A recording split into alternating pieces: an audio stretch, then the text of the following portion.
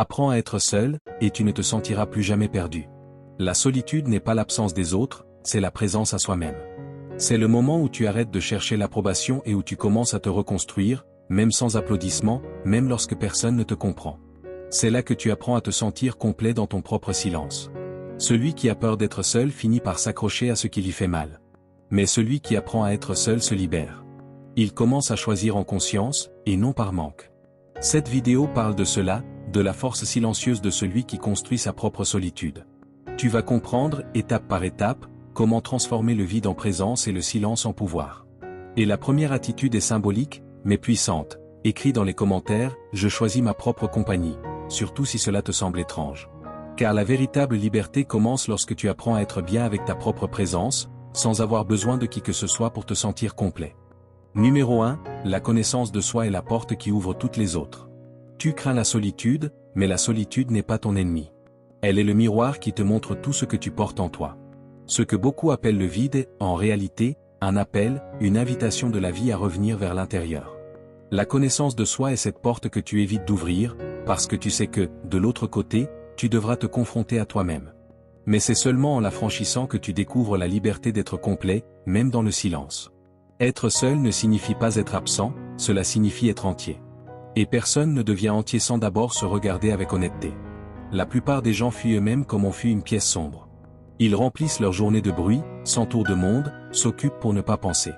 Mais vivre ainsi, c'est comme allumer 1000 lumières à l'extérieur tout en restant éteint à l'intérieur. Tu peux avoir de la compagnie, du succès et de la reconnaissance, et pourtant te sentir perdu. Car sans connaissance de soi, tu passes ta vie à chercher à l'extérieur ce que seul le silence peut révéler. Imagine-toi comme une maison à plusieurs étages. La majorité des gens ne vit qu'au rez-de-chaussée, là où il y a des voix, du mouvement et des distractions. Mais la connaissance de soi est l'escalier qui mène au dernier étage, là où se trouve le silence, la perspective et la lumière. Quand tu ne sais pas qui tu es, n'importe quelle voix extérieure définit ta valeur. Tu confonds la compagnie avec l'appartenance, l'attention avec l'affection, la distraction avec le bonheur.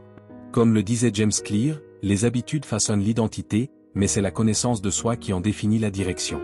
La connaissance de soi est la boussole de l'âme. Lorsque tu te comprends, tu cesses de tourner en rond.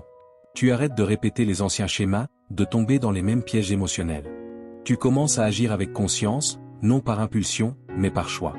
Les stoïciens considéraient cela comme le premier devoir de l'être humain, se connaître pour ne pas être esclave de son esprit. Marc Aurèle écrivait que l'homme qui se comprend lui-même n'est plus prisonnier du monde. Et c'est là l'essence de la solitude consciente, tu te suffis à toi-même parce que tu te comprends. La connaissance de soi, c'est nettoyer le miroir de l'âme jusqu'à pouvoir se regarder sans peur. C'est réaliser que la solitude n'est pas du silence, mais de l'espace. C'est un terrain fertile où naissent la clarté, la force et la paix. C'est le moment où tu comprends que tu n'as pas besoin de témoins pour te sentir complet. Celui qui apprend à être avec lui-même ne mendie plus l'amour, ne supplie plus l'attention, ne craint plus le vide. Car il comprend que le vide n'est pas une absence, mais un espace sacré où il se reconstruit. Alors aujourd'hui, arrête de fuir. Ferme les portes du monde et ouvre les fenêtres de ton intérieur. Pose-toi cette question, qui suis-je lorsque le bruit s'arrête? La réponse ne vient pas de l'extérieur.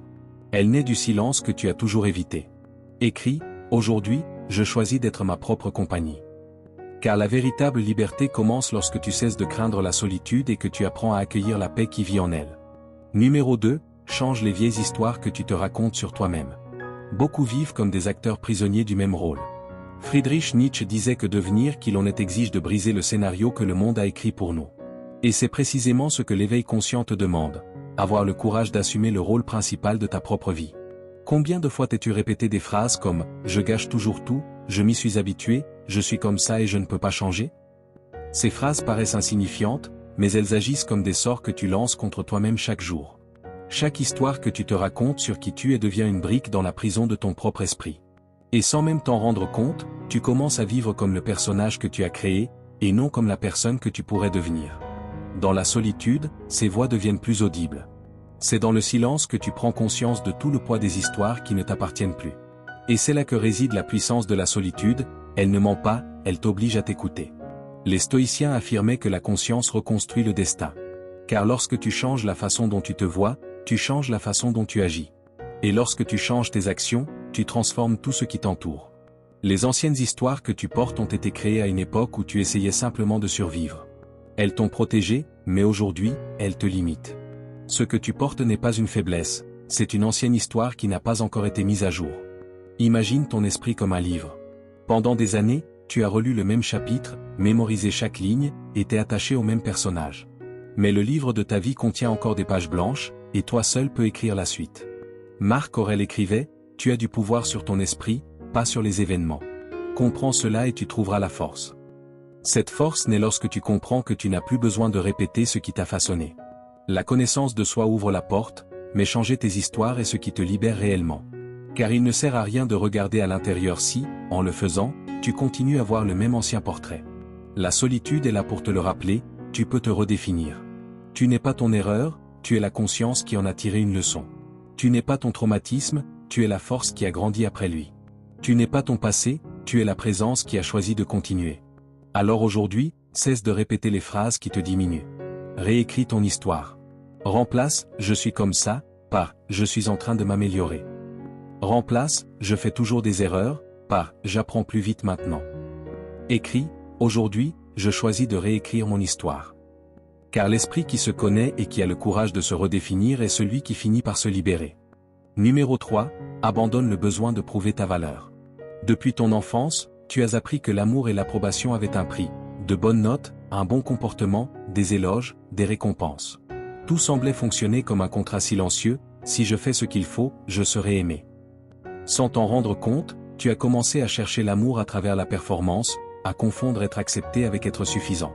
Le temps a passé, mais cette logique continue de te poursuivre. Aujourd'hui, à la place des étoiles dorées, tu recherches des postes, des « j'aime », de la validation. Tu travailles trop, tu donnes trop, tu t'exiges trop, et malgré tout, à la fin de la journée, tu as encore l'impression de ne pas en avoir fait assez. Car lorsque le moteur de ta vie est la peur de ne pas être suffisant, aucun accomplissement ne peut te combler. Tu te réveilles déjà avec ce poids invisible, celui de devoir te justifier, comme si tu devais constamment prouver que tu mérites d'exister. Et le pire, c'est que plus tu essaies de le prouver, plus tu t'éloignes de ce qui te rend unique. Tu commences à vivre pour performer, et non pour ressentir. Mais arrive un moment où cela devient épuisant. Le corps se fatigue, l'esprit se fatigue, l'âme se fatigue. Tu réalises alors que tu es vidé, non pas parce que tu as trop fait, mais parce que tu as passé trop de temps à essayer d'être ce que le monde attendait de toi. La solitude brise ce cycle. Lorsque le bruit extérieur s'éteint, tu recommences à t'entendre. Dans le silence, il n'y a ni public, ni applaudissement, ni comparaison, ni attente. Il n'y a que toi, et la vérité brute, tu as toujours été suffisant. Comme l'écrit Ruda Yandeh, lorsque nous cessons de résister à nous-mêmes, nous devenons entiers. Et dans cette plénitude, nous découvrons une réserve de force, de créativité et de résilience que nous ignorions posséder. C'est ce qui se produit lorsque tu arrêtes de courir après la validation et que tu commences à chercher du sens. L'effort cesse d'être une fuite et devient une présence. Tu arrêtes de vivre pour prouver ta valeur et tu commences à exprimer ton pouvoir. La véritable ambition ne naît pas de la peur, mais de la clarté. Elle ne crie pas, elle ne supplie pas, elle construit. Celui qui connaît sa valeur n'a pas besoin de la montrer, il l'incarne simplement. Et c'est là le pouvoir de la solitude, elle te ramène à ton centre, à ton équilibre, à ta paix. Dans la solitude, tu apprends à agir par essence et non pour les applaudissements. À vivre avec intégrité, même lorsque personne ne te regarde. À faire confiance au processus, même lorsque la reconnaissance tarde. Car ce qui est vrai demeure, même lorsque le monde se tait. Alors aujourd'hui, abandonne le besoin de prouver. Laisse tomber la peur de ne pas être suffisant. Tu n'es pas un CV, tu es une conscience en mouvement. Tu n'es pas une somme de résultats, tu es une âme en évolution. Et plus tu t'acceptes, moins tu ressens le besoin de te justifier. Épictète enseignait que celui qui est solidement ancré dans sa vie n'a pas besoin de chercher l'approbation à l'extérieur. Construis cette base en toi. Car lorsque ta valeur vient de l'intérieur, les applaudissements perdent leur pouvoir, le regard des autres perd de son importance, et ton propre regard devient suffisant. Si cette leçon résonne en toi, écris « Aujourd'hui, je choisis d'agir sans avoir besoin de prouver ». Car celui qui abandonne le besoin de se justifier découvre le pouvoir de vivre en paix avec ce qu'il est, et comprend que la vraie valeur ne se démontre pas, elle se vit. Numéro 4. Pratique, apprends à commencer ta journée dans le silence. La manière dont tu commences ta journée donne le ton à tout ce qui suit. Avant même d'ouvrir les yeux au monde extérieur, tourne ton attention vers toi-même. Ne te précipite pas vers le bruit, les réseaux sociaux ou les urgences. Plonge en toi. Respire profondément. Prends conscience que tu es en train de devenir plus présent. Ces premières minutes ne sont pas seulement du temps, elles sont un territoire sacré. C'est là que tu décides si tu vas vivre en réaction, ou avec intention. C'est pourquoi les esprits forts s'entraînent au silence. Ils savent que le silence est le premier champ de bataille de l'esprit. Marc Aurèle le pratiquait chaque jour. Avant de diriger des armées, il apprenait à diriger ses pensées. Se réveiller dans le silence n'est pas un rituel mystique, c'est un acte de pouvoir. C'est dire au monde, aujourd'hui, c'est moi qui définis mon rythme. C'est commencer la journée avec clarté plutôt qu'avec confusion. C'est aligner ton esprit avant que le chaos ne t'entraîne en pilote automatique. Car ce que tu fais dans la première heure de ta journée se répète silencieusement dans tout le reste. Le silence du matin est le reflet de la solitude choisie. C'est là que tu apprends à t'écouter, à te comprendre, à te soutenir. Lorsque tu commences la journée avec toi-même, tu découvres que tu n'as besoin de personne pour te sentir complet. C'est ainsi que se construit la solitude intérieure, dans la décision quotidienne d'être ta propre compagnie avant que le monde ne t'envahisse.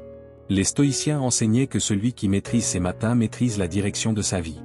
Alors demain, avant tout, réveille-toi dans le silence.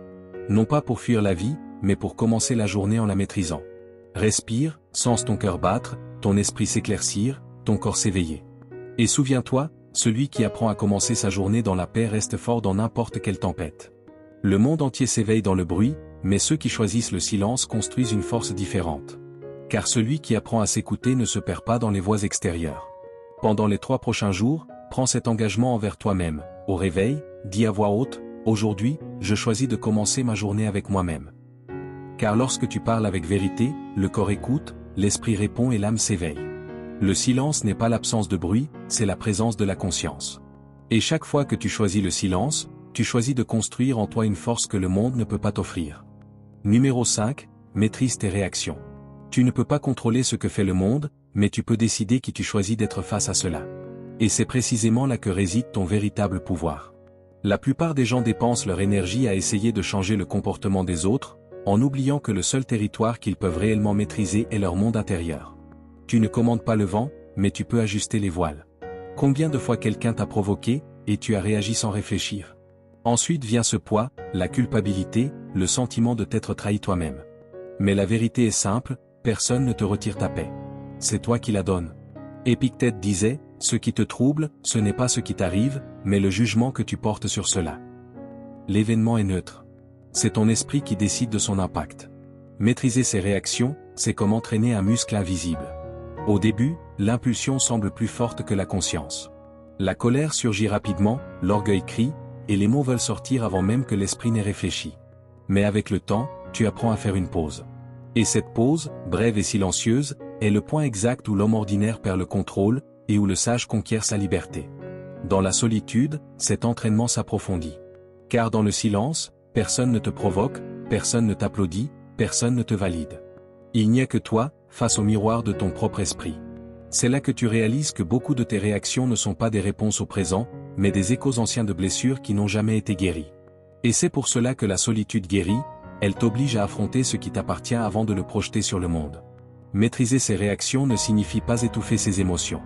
Cela signifie transformer l'émotion en conscience. C'est prendre le feu de la colère et le convertir en clarté. Transformer le poids de la tristesse en sagesse. C'est comprendre que la véritable liberté ne consiste pas à faire tout ce que tu veux, mais à ne pas être esclave de tes impulsions. Lorsque tu restes stable au milieu du chaos, tu deviens le centre pendant que le monde tourne autour de toi. Et c'est là l'essence du stoïcisme, être un roc au cœur de la tempête. Le monde peut crier, mais toi tu réponds avec clarté. Le monde peut provoquer, mais toi tu agis avec intention. Le monde peut changer, mais en toi, quelque chose demeure. Maîtriser ses réactions, c'est ce qui distingue le fort de l'impulsif, le sage du réactif, l'homme libre du prisonnier. Réagir est instinctif, choisir le calme est un pouvoir. Et plus tu pratiques, plus tu découvres que la paix est aussi une forme de force. Le monde admire parfois celui qui crie, mais le véritable respect appartient à celui qui reste calme. Alors, pendant les prochains jours, entraîne-toi à cette maîtrise. Quand quelque chose t'irrite, ne lutte pas contre le vent. Sois le roc que le vent ne peut pas déplacer. Arrête-toi. Respire. Ne réponds pas sous l'effet de la colère, mais avec la clarté de la conscience. Car chaque fois que tu choisis le calme, tu choisis de devenir le maître de ta propre vie. Numéro 6, l'effort physique, la discipline de l'âme. La force ne naît pas du confort, elle naît du dépassement. C'est pourquoi le corps est le premier temple de l'esprit. Celui qui discipline son corps entraîne son âme, car le corps est le terrain où l'esprit apprend à résister. Marc Aurèle s'entraînait, tout comme les soldats romains. Il savait que l'effort physique n'était pas une question d'apparence, mais de caractère. Celui qui supporte la fatigue du corps apprend à supporter le poids de la vie. Se lever tôt, bouger, sentir le cœur s'accélérer, la sueur couler, tout cela est bien plus qu'un simple exercice. C'est une manière de rappeler au corps qui est aux commandes. L'esprit apprend à chaque pas, à chaque douleur dépassée, à chaque répétition accomplie alors même que la volonté semble épuisée. La paresse est le premier ennemi de la force intérieure. Elle murmure, aujourd'hui, ce n'est pas nécessaire. Mais chaque fois que tu te lèves malgré la fatigue, tu enseignes à ton esprit qu'il peut compter sur toi. Et c'est là que commence toute véritable force, la confiance en soi. L'effort physique est un entraînement que le monde ne voit pas, mais qui transforme tout ce qu'il finira par voir. C'est dans le silence de l'entraînement que tu apprends à faire face à l'inconfort, à maîtriser ton corps et à affirmer ton esprit. Chaque goutte de sueur est une preuve de présence. Ce n'est pas le corps qui triomphe, c'est l'esprit qui s'éveille. C'est ainsi que la solitude se vit dans l'action, lorsque le corps bouge et que l'esprit s'apaise. Tandis que le monde court après les distractions, tu apprends à trouver du sens dans la répétition, de la concentration dans l'effort et de la paix dans le mouvement. Tu ne fuis pas le monde, tu reviens à toi-même. L'effort physique te rappelle qu'il existe en toi une force silencieuse, indestructible, qui grandit chaque fois que tu parviens à te dépasser. Tu n'as pas besoin d'une salle de sport parfaite ni d'une motivation constante. Tu as seulement besoin d'une raison. Et cette raison, c'est toi. Car lorsque tu agis, même sans envie, tu pratiques la vertu la plus noble, la discipline. L'inconfort n'est pas une punition. L'effort n'est pas un fardeau, c'est une forge. Il ne t'écrase pas, il te façonne. C'est à travers l'effort que tu construis la confiance, la clarté et la force qui soutiennent tes jours difficiles. Un corps fort protège un esprit calme, et un esprit calme soutient une âme qui ne plie pas. C'est ainsi que l'on progresse, un entraînement à la fois, un mouvement à la fois, une décision ferme chaque jour. Dans les prochains jours, lance-toi un défi, bouge ton corps, même pendant quelques minutes. Non pas pour changer ton apparence, mais pour te rappeler qui tu es. Numéro 7. Écris, transforme le silence en voix intérieure.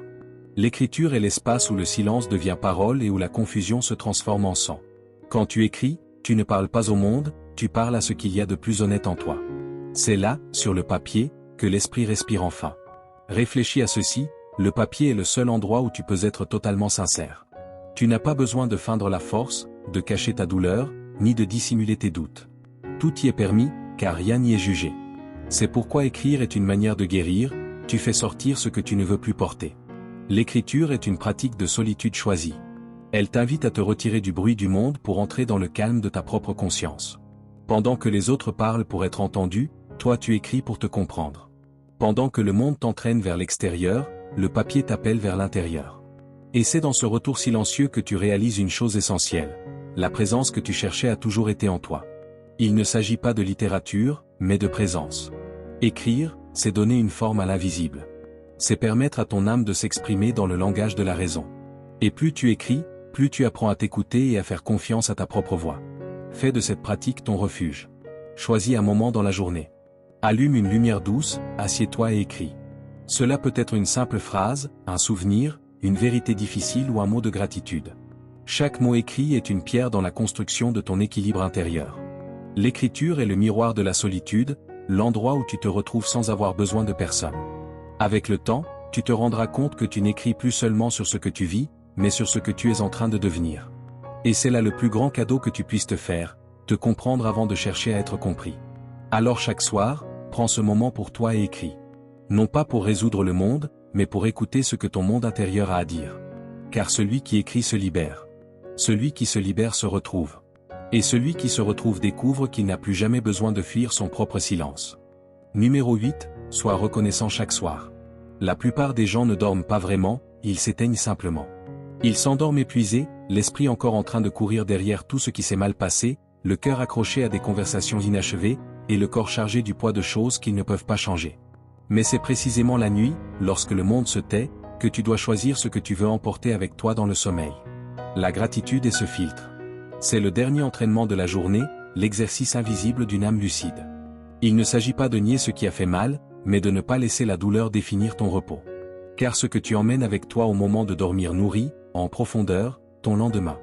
Réfléchis à cela, le ressentiment, c'est comme s'allonger sur des pierres. Le regret, c'est comme dormir sur un matelas humide. Mais la gratitude est l'oreiller d'un esprit en paix. Elle rassemble les morceaux dispersés de ta journée et recoue ce que la fatigue avait commencé à déchirer. Être reconnaissant ne signifie pas forcer une vision positive. C'est accepter la vie avec maturité. C'est regarder ta journée et dire, c'était difficile, mais j'ai appris. Ça a fait mal, mais j'ai tenu. Ce n'était pas comme je l'espérais, mais je suis encore debout. Remercier, c'est transformer ce qui t'a blessé en sagesse. C'est une guérison silencieuse qui naît lorsque tu choisis de lâcher prise. La solitude naît aussi dans cet instant, celui où tu regardes à l'intérieur de toi et réalises que tu n'as besoin de personne pour te consoler. Il te suffit d'être en paix avec ce qui est. La gratitude, c'est cela, une réconciliation. Avec ce qui a été, avec celui que tu étais, et avec ce qui viendra. Avant de dormir, ferme les yeux et fais un inventaire de ton âme. Revis ta journée, non pour te juger, mais pour comprendre. Observe où tu t'es dépassé, où tu as trébuché, et où la vie t'a appris la patience, parfois déguisée en retard. Puis remercie. Remercie d'avoir essayé, d'avoir résisté, d'être encore là. C'est le repos des forts, celui de celui qui a compris qu'il n'a pas besoin que le monde change pour se sentir léger. Il lui suffit de changer ce qu'il porte en lui. Car celui qui s'endort avec gratitude se réveille libre. Et chaque fois que tu termines ta journée avec reconnaissance, tu nettoies le miroir de ton esprit et tu fais de la place pour la paix. Dans les prochains jours, pratique cela. Ne dépose pas tes rancunes sur ton oreiller, mais ta conscience. Ne t'endors pas en revivant ce que tu as perdu, mais en valorisant ce qu'il te reste. Car chaque nuit vécue dans la gratitude est une victoire contre le chaos. Et chaque matin qui suit est une nouvelle chance de recommencer, avec légèreté et intention. Numéro 9, change ta perspective. Tout change lorsque tu changes ta manière de voir. Le même problème qui t'enfonce peut t'enseigner. La même douleur qui te brise peut te reconstruire. Le même silence qui t'effraie peut te libérer. La vie ne parle pas avec des mots, elle parle avec des perspectives. Et celui qui apprend à voir autrement commence à vivre autrement. Tant que tu te vois comme une victime, le monde te semblera cruel. Mais dès que tu commences à te voir comme un apprenti, le monde devient un maître. Et c'est là ce que peu de gens comprennent, la réalité ne change pas, seule la façon dont tu l'interprètes change. Et lorsque ton interprétation change, tout ce qui semblait lourd commence à avoir un sens. La solitude choisie est le lieu de ce basculement. Lorsque le bruit extérieur s'éteint, ta vision s'éclaircit. Tu réalises alors que le problème n'était pas que le monde soit confus, mais que ton esprit était trop rempli pour voir clairement. C'est dans ce silence que la vie te montre que rien n'est aussi mauvais qu'il n'y paraît, seul l'angle est erroné.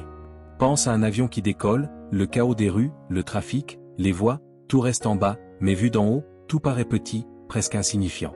L'élévation de l'esprit agit de la même manière. Plus tu grandis en conscience, plus les problèmes qui te dominaient autrefois deviennent insignifiants. Changer de perspective est l'exercice le plus difficile, mais aussi le plus libérateur. Cela exige que tu remplaces le « pourquoi moi » par « pourquoi faire ». Que tu cesses de résister pour commencer à comprendre. Et plus tu comprends, plus tu réalises que la vie ne t'a jamais puni, elle t'a simplement formé. La philosophie stoïcienne l'a toujours enseigné, le monde n'est ni bon ni mauvais, il est simplement ce qu'il est. La sagesse consiste à ajuster ton regard jusqu'à voir de la force là où tu voyais de l'injustice, et de l'apprentissage là où tu voyais de la douleur. C'est le regard de celui qui vit éveillé, il ne réagit plus, il observe, il ne se perd plus, il comprend. La solitude te mène exactement à ce point. Elle t'apprend à voir sans le filtre de la précipitation, sans le brouillard de l'ego, sans la déformation de la douleur. Lorsque tu te vois avec clarté, le monde se révèle avec vérité. Et à cet instant, ce qui t'a blessé devient ce qui t'a construit. Chaque fois que la vie te met à l'épreuve, souviens-toi de ceci, élève-toi intérieurement d'un niveau. Ne lutte pas contre ce qui arrive, cherche ce que cela veut t'enseigner. Lorsque tu as l'impression que tout s'écroule, prends du recul. Peut-être que ce n'est que l'ancien sol qui cède pour laisser place à de nouvelles fondations. Changer de perspective, c'est changer de vie sans changer d'endroit. C'est voir du sens là où il y avait du désespoir. Et c'est pour cela que celui qui apprend à voir avec sagesse ne regarde plus jamais le monde de la même manière. Écris en commentaire, aujourd'hui, je choisis de voir la vie d'en haut. Car c'est à partir de ce nouveau regard que naît la véritable solitude, celle qui ne t'isole pas, mais t'élève. Et celui qui apprend à voir le monde d'en haut découvre que la paix n'a jamais été loin. Elle était simplement cachée par son propre regard. Merci d'être allé jusqu'au bout. Si cette vidéo t'a aidé à voir les choses sous un autre angle, abonne-toi à la chaîne. Ici, nous continuons ensemble à réfléchir, à grandir et à construire une force intérieure. Merci d'avoir regardé cette vidéo.